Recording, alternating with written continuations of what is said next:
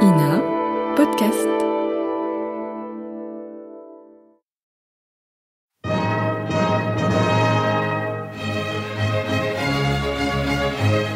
Bon baiser de partout. Une émission secrète de...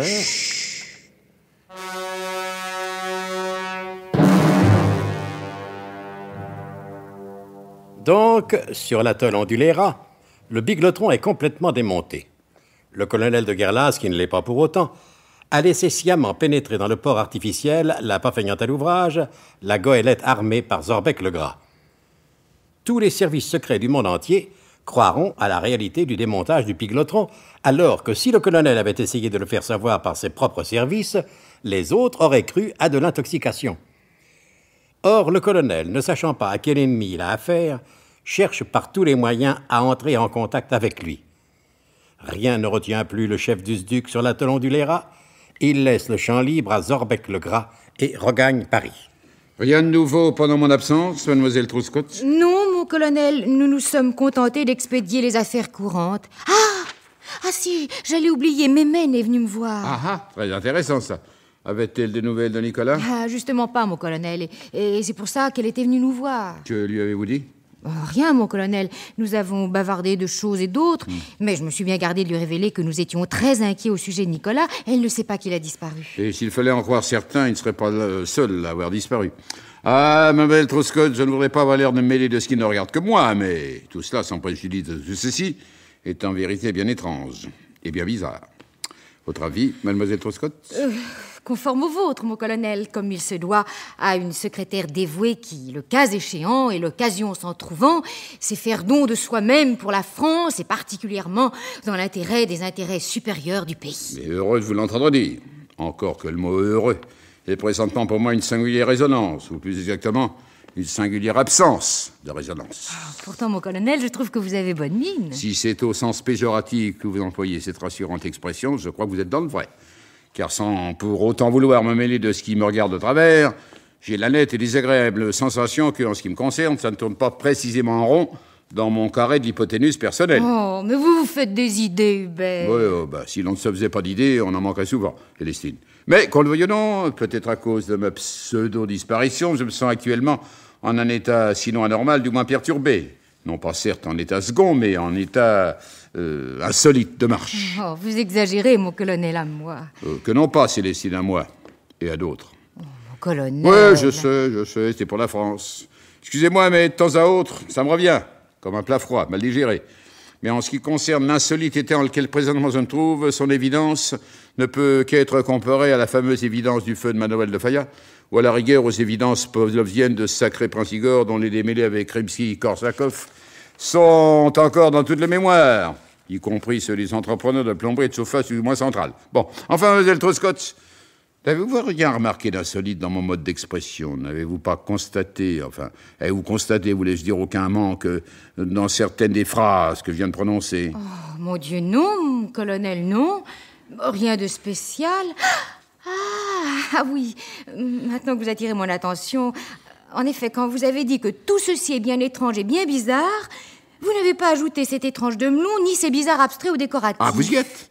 Est-ce que si j'étais dans mon état normal, je m'abstiendrais, comme je viens de le faire, de jouer à ce jeu qui contribue grandement, à n'en pas douter, à ma réputation bien établie de chef secret français, le plus spirituel du monde du renseignement et de l'action unilatérale? Rigoureusement exact, mon colonel. Alors, mademoiselle Truscott, pourquoi cet état insolite dans l'état dans lequel je me trouve présentement, et quelle causalité en est la motivation? Je ne saisis pas très bien, mon colonel. Vous travaillez du paradoxe ou quoi aujourd'hui? Il n'y a rien de paradoxal dans mon propos qui, en clair, signifie que je me trouve précisément en insolite état dans l'état constitutionnel qui est la République française, sous le régime démocratique de laquelle nous vivons en tant que citoyens à part plus ou moins entiers. Régulier ou non? Officiel, mon colonel. Bon, alors procédons avec ordre et méthode. Et passons au peigne fin les raisons qui, en tout état de cause, sont à l'origine de mon insolite état présent. Car si Descartes a dit « je pense », donc je suis, moi je dis « je ne sais plus au juste à quoi je pense ni qui je suis ». Bien, en conséquence, prenons le début de l'affaire qui me concerne par le commencement. Toujours aucune nouvelle de Nicolas Leroidec. Pas la moindre, sinon aucune, colonel. Là-bas, on dit les rats, j'ai passé personnellement en revue chacune des pièces du Biglotron pour voir si quelquefois, histoire de faire une blague, Nicolas ne s'était pas caché dans le circuit de la Paxmol ou dans le fiduseur de télé-d'économétrie différée. Mais rien, relativisé, disparu, sans laisser pas plus d'adresse que de traces. Il y a tout de même de quoi faire perdre les pédales à un coureur cycliste efféminé, non? Ce qui n'est pas non plus votre cas, mon colonel. Non, je crois posséder un cerveau bien organisé, bien équilibré, sain de corps et d'esprit. Descartes a toujours été mon maître à penser et à raisonner. Mais voilà que, en ce qui me concerne, le jeu de Descartes est faussé. En vérité, Mlle Truscott, je ne sais plus où j'en suis. J'en suis à me demander si là où je suis est bien là où je me trouve. Mon colonel, vous ne faites que répéter l'éternelle question toujours demeurée sans réponse. Qui sommes-nous? D'où venons-nous? Où allons-nous? Jusqu'à ce jour, Mlle Truscott, la réponse en ce qui me concerne était: je suis moi, je viens de chez moi et j'y retourne. Il n'en va plus de même à présent. À votre avis, Mlle Truscott, mon moi est-il bien à moi? Ça ne fait pas plus de doute que si ça en laissait planer un, mon colonel. Voilà qui est précis et qui me rassure un peu quant à la présence en moi de mon moi. Mais il y a quelque chose qui demeure inconscient dans le subconscient de mon conscient. Vous me suivez?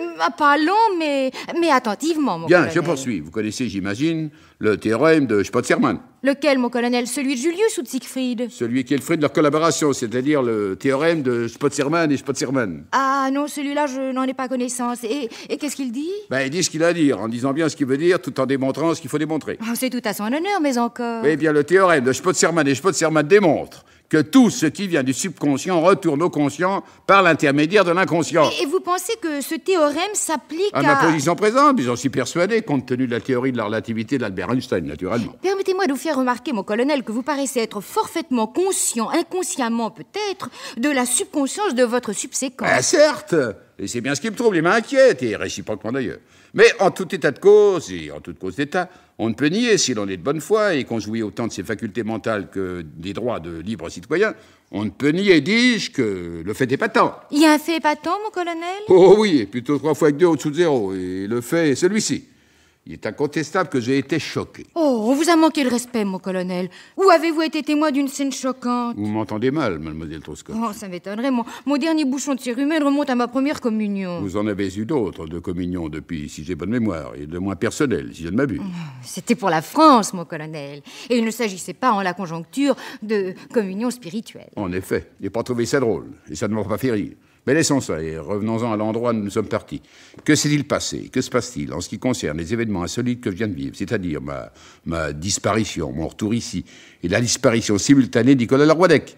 J'ai l'impression que j'ai vécu quelque chose de déjà vécu et d'avoir vu du déjà vu. Vu, mon colonel, mais nous entrons là dans le domaine aride de l'inexplicable. Mademoiselle Truscott, depuis que j'ai l'honneur d'occuper le poste que j'occupe, rien au SDUC n'est jamais demeuré inexplicable. Rappelez-vous l'opération abdomen, hein? Elle a été particulièrement gratinée et inextricable. Je suis tout de même parvenu à l'expliquer et à l'extriquer. Donc, rien n'est inexplicable et tout, vous m'entendez bien, tout, y compris le reste, doit au SDUC trouver une explication. Bonne ou mauvaise, je l'admets, mais qu'importe, pourvu qu'il y en ait une. Les choses étant ce qu'elles sont quand elles ne peuvent pas être autrement. Or, il faut que j'en ai le cœur net. Il faut être guirlasse et il faut être volaille, je l'aurai. Mon colonel, est-ce que vous m'autorisez à vous donner un conseil? Municipal ou de famille? D'intérêt désintéressé, d'affection profonde pour vous, mon colonel. Je vous autorise et vous écoute, mademoiselle Truscott.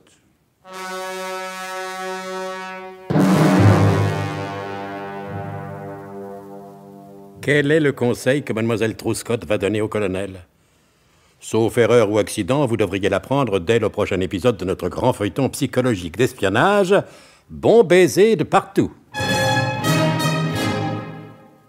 C'était Bon baiser de partout. Une émission secrète de... Pierre Dac et Louis Rognoni. Avec Elena Bossis, Pierre Dac, Alain Roland. Décryptage et mise en code, Jean-Wilfried Garrett.